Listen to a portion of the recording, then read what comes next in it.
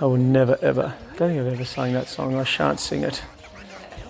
I've never. Have you ever? I will never sing it. Ever felt like this? Have strange things happen? Are you going round a twist?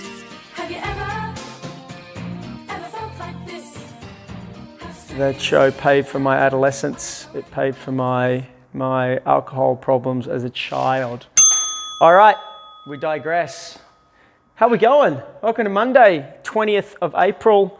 We've got some more stuff this week. We're introducing a weekly challenge and we're going to introduce some skill builders. So our weekly challenge for this week is you need to hold a plank for 3 minutes, a 3-minute plank.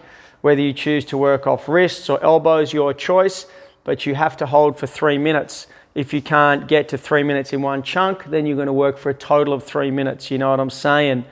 Part A today, every minute on the minute for 20 minutes. A lot of skill and a little bit of strength. Part B is our skills, and we're going to be working on the skill of the at-home double under. Warm up, we're going to warm up the shoulders. So go through your shoulder routine, which is your 10 scat push-ups, your 10 wall or floor angels, your 5 YTWLs, and then I want you to go into 10 narrow squats, so toes together, heels together. 10 narrow squats, so sitting back onto your booty, knees out nice and wide. Once you've done 10 narrow squats, 10 plank walks, so sitting on your elbows or your wrists, walking down is 1, 2, 3, 4, 10 reps. 2 to 3 rounds of that. 10 scat push-up, 10 wall angels, 5 YTWLs, 10 narrow squats, 10 plank walks. 2 to 3 rounds. As always, if you don't feel warm enough, do more of the stuff that makes you feel warmer up.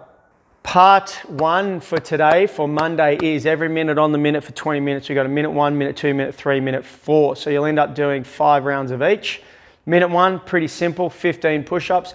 If I can't do 15, 10, 2. Minimum of 10, maximum of 15. You got a minute to complete it. If you did our death by push-up, you'll know how many you can cram into 60 seconds. Use that as a bit of a guide. That's minute 1. Minute 2, you've got 30 seconds in an L-sit hold. Minute 3 is 10 roll to candlestick. Advanced guys, you're going to make it a roll, candlestick roll to pistol. Minute 4 is 15 hollow rocks. Let's have a look at minute 4 start with. That's a little bit easier. So just find your best hollow body position, make it as long as possible. If I can't work with arms overhead, legs extended and back on the floor, then it's hands by the side. My belly and back should not change shape. If I'm losing shape in that position, 1 knee tucked to chest. If I'm losing shape in the back, then 2 knees. Wherever you're at, 15 hollow rocks. That's minute 4. All right, minute 3 is 10 roll to candlestick. Beginner, intermediates. If you want to work off the floor or mat, your choice. Belly tight, roll to your shoulders, roll through, feet under your booty, come through to standing. If you're comfortable with that, and you know you can also do a pistol squat, I'll see how this goes. You're going to do a roll into a pistol squat.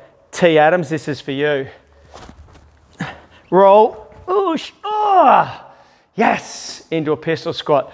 Reset, opposite leg on the next rep. You know what I'm saying, it's better than before. So advanced guys, candle to pistol squat, alternating legs. Intermediate beginners, roll to candlestick, 10 reps. Minute 2 is your 30-second L-sit hold. I am going to work off this here set of dumbbells. If you can't work off dumbbells or you can't quite hold this in this option, I'll get you to do a V hold. So if we've got a set of dumbbells or something that's going to raise our hands up off the floor, try to work in your best L-sit and just work for within 30 seconds, whether it's a total of 10 seconds, whatever. You might start knees tucked, alternating legs, whatever you want to do. If you can extend both legs, fine. If you can't find anything to raise the hands up, I suggest just working in a V, okay, and just working that same thing, maybe extending the legs. It'll give you a similar stimulus as the L-sit hold. Cool?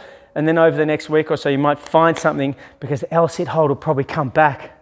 Cool? Alrighty. Skills for this week, double unders.